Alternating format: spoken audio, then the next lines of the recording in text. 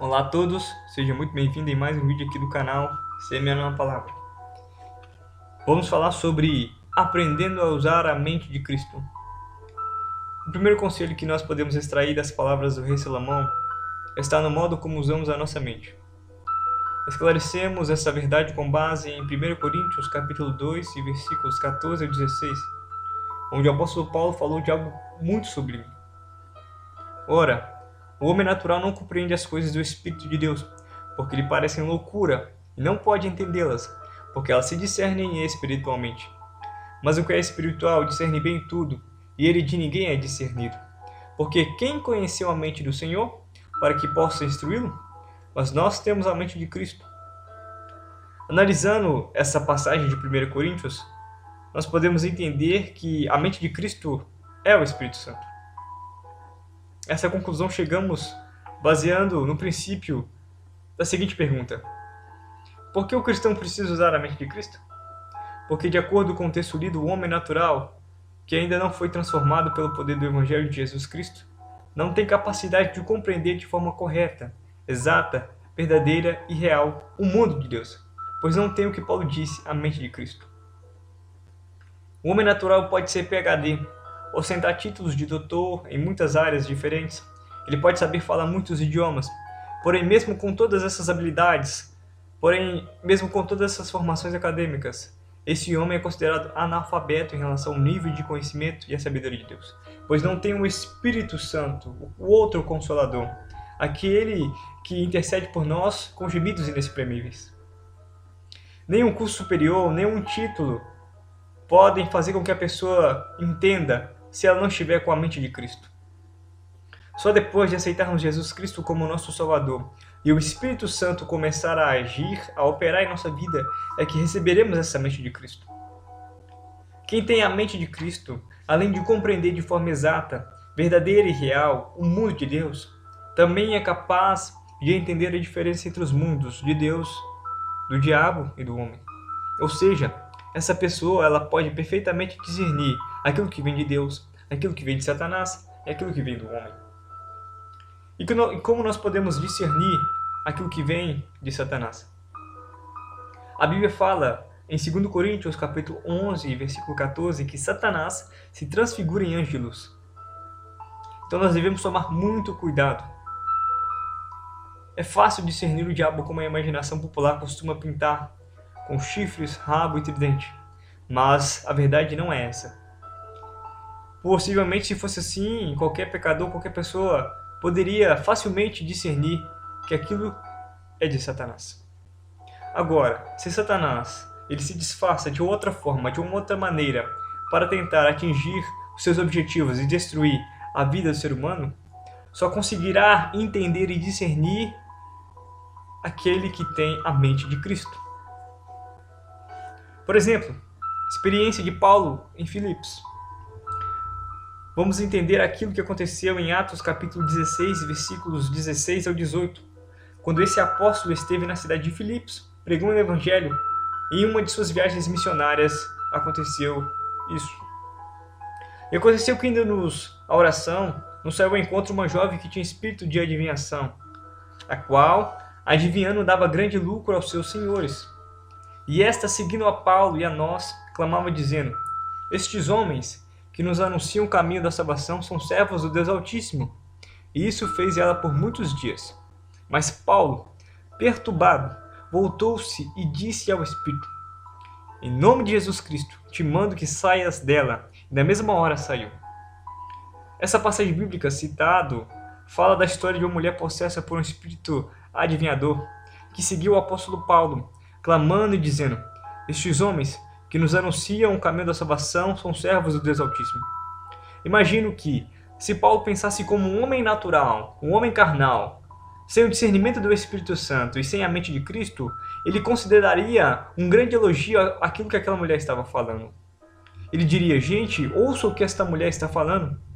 Provavelmente outros ainda agradeceriam e pediriam para que aquela mulher pudesse falar mais alto para que todos pudessem ouvir aquelas coisas. E outros, enganando também, diria: olha como Deus está usando aquela mulher.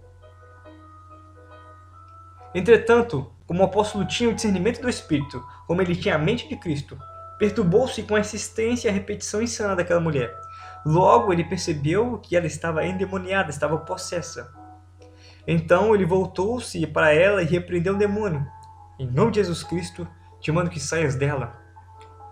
E a passagem bíblica diz que na mesma hora aquele espírito de adivinhação se retirou. Paulo não deu importância para as palavras bonitas e elogiosas ditas pela mulher. Todavia, ele colocou em prática o poder de discernir, porque tinha a mente de Cristo, tinha o Espírito Santo em sua vida. E assim repreendeu esse espírito maligno de adivinhação que há muito mantinha aquela mulher escravizada. Se nós pegarmos a epístola de Paulo aos Efésios, no capítulo 3, versículo 4, podemos observar como este apóstolo de Cristo tinha a capacidade do Espírito Santo para discernir o mundo de Deus. Ele disse: pelo que, quando ledes, podeis compreender o meu discernimento do mistério de Cristo. Por meio da mente de Cristo, o apóstolo aos gentios obteve uma profunda revelação de que com a morte e ressurreição de Jesus, os gentios passaram a ser, junto com os judeus, cordeiros, membros do mesmo corpo e co-participante da promessa em Cristo Jesus por meio do Evangelho. Portanto, nós devemos entender, para ter a mente de Cristo e discernir o mundo de Deus, o mundo do diabo e o mundo do homem, não é preciso ter um elevado grau de instrução acadêmica ou ocupar um alto nível na sociedade. Basta aceitar Jesus Cristo como Salvador e, por fim, deixar o Espírito operar, transformando a mente do homem natural em mente de Cristo. E como nós podemos discernir o mundo do homem? A mente de Cristo também conhece quando o irmão é realmente usado por Deus ou se o que ele fala é apenas fruto de suas imaginações. Quem tem a mente de Cristo sabe se o irmão, por exemplo, comeu muito mocotó, dormiu de barriga cheia e por isso está falando coisas sem sentidos. Revelações que não têm nenhum sentido, profecias vazias, que não vêm da parte de Deus. Permita-me falar sobre aquelas pessoas que se enganam, achando que, falando bonito, estão se engrandecendo, achando que as pessoas irão acreditar. Mas é necessário ter a mente de Cristo para poder falar de Cristo. Não seja como essas pessoas. Mostre que você tem a mente de Cristo e sabe discernir uma visão de uma miragem, de uma revelação, de algo sem sentido, de uma profecia, de uma coisa que a pessoa está falando de si mesma. Tenha isso em mente. Saiba discernir isso. Somente Cristo pode nos dar o poder de discernir os espíritos, a fim de que não venhamos engolir coisas de homem. Podemos citar a experiência de Pedro em Jope. Pedro teve o que a Bíblia chama de arrebatamento de sentidos, quando orava no terraço de casa, na cidade de Jope, e pôde entender, por meio da mente de Cristo, que o plano da salvação não se limitou apenas ao povo de Israel, mas alcançou também os gentios. Convencido pelo Espírito, o apóstolo pregou o evangelho na casa de Cornélio, em Antioquia, e surpreendeu-se ao ver o Espírito Santo descer no meio dos gentios, batizando-os. Então ele fez essa declaração: reconheço, por verdade, que Deus não faz acepção de pessoas. Atos capítulo 10, versículo 34. Podemos citar também a experiência de Filipe no caminho para Gaza. A mente de Cristo fez Filipe aproximar-se do carro onde estava um homem etíope, eunuco, mordomo de Candace, rainha dos etíopes, o qual era superintendente de todos os seus tesouros e tinha ido a Jerusalém para a adoração. Entendes tu o que lês? Perguntou Filipe. E o eunuco: como poderes entender, se alguém não me ensinar? E convidou Filipe a subir e a sentar-se junto a ele, e explicou-lhe o capítulo 53 do livro de Isaías. Essa história, narrada em Atos capítulo 8, versículos 27 ao 38, mostra que Filipe sabia discernir muito bem o mundo de Deus. Ele começou a explicar-lhes as Escrituras Sagradas, anunciando o Evangelho, e acabou ganhando-o para Cristo. Nesses três casos que nós citamos, nós entendemos que a mente de Cristo operou de maneira poderosa, tanto como em Paulo, como em Pedro e em Filipe, concedendo a capacidade aos apóstolos para discernir o mundo de Deus. A mente de Cristo, ela nos conduz pelo caminho da vida. Temos uma forte tendência de nos deixar conduzir pela lógica, intuição e sentimentos humanos. Assim, de maneira muito espontânea, sem perceber, acabamos dando ouvidos às opiniões erradas de outras pessoas, e acabamos entrando em muitas furadas. Porém, só a mente de Cristo nos capacita a investigar e discernir todas as coisas, elevando o nível de entendimento, aprimorando o estilo de vida cristão, aprofundando o conhecimento em relação às coisas de Deus e renovando o homem interior que há em todos nós. Eis, porque precisamos usar a mente de Cristo. Se você já teve um encontro com Jesus e o Espírito Santo habita em seu coração, comece a falar com Deus no momento em que leste estas passagens.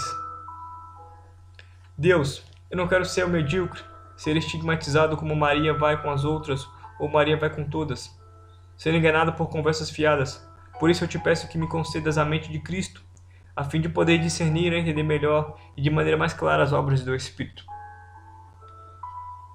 Se você almeja ser vitorioso e abençoado, então pratique este primeiro conselho, esta oração. E entenda que sempre será necessário viver pela mente de Cristo.